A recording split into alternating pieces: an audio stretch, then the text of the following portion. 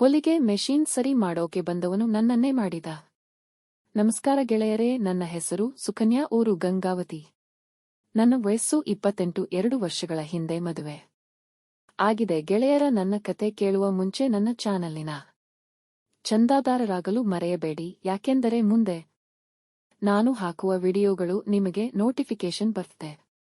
ಗೆಳೆಯರ, ನನ್ನ ಮದುವೆ ಆದ ಮೇಲೆ ಗಂಡನ ಮನೆಯವರು ಸ್ವಲ್ಪ ದಿನಗಳವರೆಗೆ ನನ್ನನ್ನು ಚೆನ್ನಾಗಿ ನೋಡಿಕೊಂಡರು. ಆದರೆ ಈಗ ಮನೆಯಲ್ಲಿ ನಮ್ಮ ಅತ್ತೆ ನಾದಿನಿ ನನ್ನನ್ನು ಅಷ್ಟೊಂದು ಈಗ ಕಾಡಿಸುತ್ತಿದ್ದರು. ಹಾಗಾಗಿ ಒಂದು ದಿನ ನನ್ನ ಗಂಡನಿಗೆ ಹೇಳಿದೆ, ನೋಡರಿ, ನಾವು ಈ ಮನೆಯಲ್ಲಿ ಇನ್ನು ಮೇಲೆ ಇರುವುದು ಬೇಡ, ಬೇರೆ ಮನೆ ಮಾಡೋಣ ಅಂತ ಹೇಳಿದೆ. ಅದಕ್ಕೆ ಅವರು, ಯಾಕೆ, ಏನಾಯ್ತು, ಈ ಮನೆ ಯಾಕೆ ಬೇಡ ಅಂತಿದ್ಯಾ ಅಂತ ಕೇಳಿದ್ರು.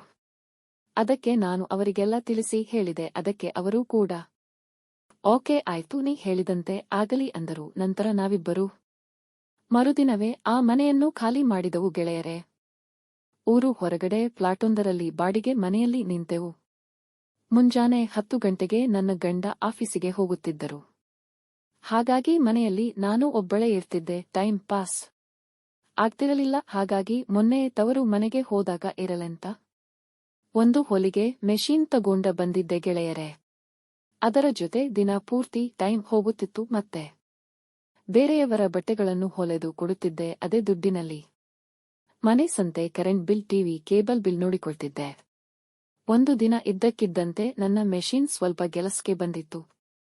ಹಾಗಾಗಿ ಟಿವಿ ನೋಡುತ್ತಾ ಕೂತಿದ್ದೆ. ಒಬ್ಬ ಹುಡುಗ ಬಂದು ಕೇಳ್ದ, ಮೇಡಮ್, ಟೇಪ್, ಟಿವಿ, ರೇಡಿಯೋ, ಹೊಲಿಗೆ ಮೆಷಿನ್ ರಿಪೇರಿ ಮಾಡ್ತೀನಿ, ಏನಾದರೂ ಇದ್ದರೆ ಹೇಳಿ ಅಂತ ಅಂದನು. ಹೆಂಗೋ ನನ್ನ ಹೊಲಿಗೆ ಮೆಷಿನ್ ರಿಪೇರಿ ಬಂದಿತ್ತು. ರಿಪೇರಿ ಮಾಡಿಸಬೇಕಂತ ಅವನನ್ನು ಒಳಗಡೆ ಕರೆದೆ ಬಂದು ನಿಂತಿದ್ದೆ.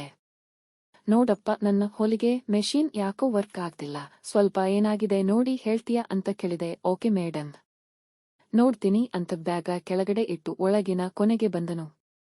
ಕರೆಂಟ್ ಇದ್ದಿರಲಿಲ್ಲ. ಆ ಕೊನೆಯಲ್ಲಿ ಸ್ವಲ್ಪ ಕತ್ತಲು ಕವಿದಿತ್ತು. ಹಾಗೆ ಕತ್ತಲಲ್ಲಿ ಕೈ ಆಡಿಸುತ್ತಾ ಬೇರೆ ಜಾಗಕ್ಕೆ ಕೈ ಹಾಕಿದ.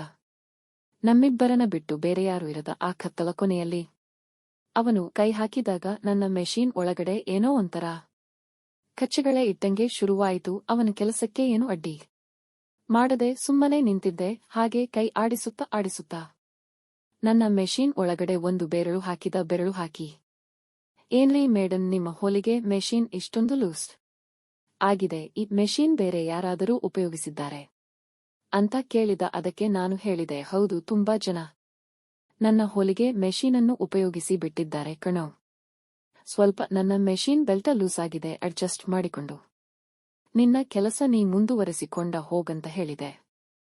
ಓಕೆ ಸರಿ ಮೇಡಮ್ ಅಂತ ಹೇಳಿ ಸುಮಾರು ಗಂಟೆಗಳವರೆಗೆ ನನ್ನ ಮೆಷಿನ್ ಕೆಲಸ ಚೆನ್ನಾಗಿ ಮಾಡಿ ಮುಗಿಸಿ ಹೋದನು.